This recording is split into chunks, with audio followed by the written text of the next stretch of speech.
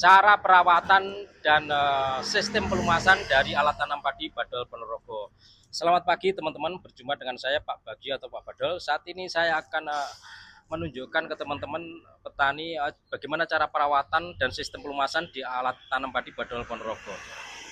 Oke, untuk alat kita itu kita desain dengan menggunakan dudukan laker seperti ini ya. Tabung ini itu ujung-ujungnya itu kita kasih karet ya, untuk mencegah air masuk, kemudian bearing kanan kiri. Nah, di dalamnya ini kita isi penuh dengan stempet, grease atau vaseline. Untuk spek kita menggunakan merek Cobra yang per embernya kurang lebih sekitar 650.000 ya. Kemudian ketika alat ini kita berikan ke pembeli atau ke pemesan, semuanya ini sudah kita penuhi ya, sudah kita pompa stempel. Jadi tidak cuma ini sudah, ini ada beberapa juga yang di sebelah sana dudukan laker, hampir mayoritas semuanya kita menggunakan sisi tabung. Nah, nanti setelah beberapa tahun penggunaan, silakan teman-teman ini dibuka tutupnya ini, kemudian jenengan beli nepel untuk masukkan stempel itu, dipasang di sini, nepelnya yang 6 mili ya, 6 mili lurus, pasang sini, kemudian jenengan beli pompanya, dipompa stempet seperti itu, dipenuhin lagi. Mungkin yang lebih sering habis itu adalah yang penekan atau pengencang rantai, karena ini di dalamnya itu ruangannya kecil sehingga tidak bisa mengisi stempet lebih banyak. Ini yang mungkin sering harus dikalumasi. Di sini ada juga 1, 2, 3 dengan cara tadi dibuka, pasang nepelnya, dipompa. Tapi kalau untuk yang pipa-pipa yang besar ini sudah kita penuhin, jadi bisa bertahan sampai beberapa tahun ke depan. Kemudian ini yang bagian dalam, jadi harus menggunakan stempet. Kemudian untuk yang bagian-bagian luarnya yang perlu dilumasi adalah ada beberapa bagian, termasuk rantai. Ini untuk pelumasannya bagi teman-teman petani, saran saya tidak usah menggunakan stempet ya. Cukup menggunakan oli bekas tap-tapan motor saja. Kenapa? Karena lebih mudah, lebih efisien, lebih hemat ya.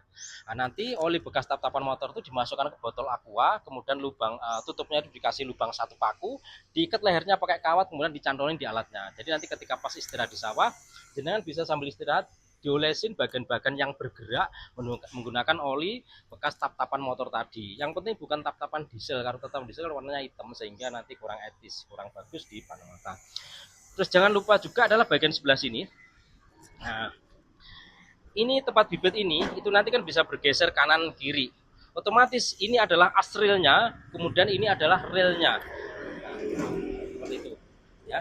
Jadi sebagian sini tidak boleh kering, harus sering di lumasi menggunakan tadi oli bekas tap-tapan motor saja. Kalau kami menggunakan stempet karena karena ya biar bagus, biar bagi petani bisa lebih tahan lama. Tapi untuk jenengan tidak usah menggunakan stempet, bisa menggunakan oli bekas tap-tapan motor tadi, dolesin di sini, kemudian juga di asril sini. Kemudian kalau mau yang sebelah sini itu digeser dengan cara seperti ini, diputar baling-balingnya, baling-baling penggesernya diputar sehingga dia bisa bergeser. Mutarnya hanya satu arah sini, tidak bisa diputar balik. Nah, gitu. Kemudian juga dilumasi jadi yang sebelah sini. Sebelah sini dilumasi karena nanti geser kanan kiri supaya licin.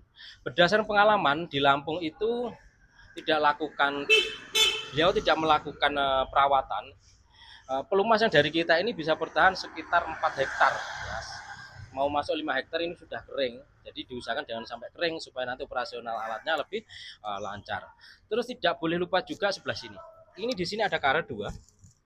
Ini sama ini karet ya. Ini adalah tempat pentokannya atau dudukannya penyudul atau penyot yang penekan bibit agar tertinggal di dalam lumpur.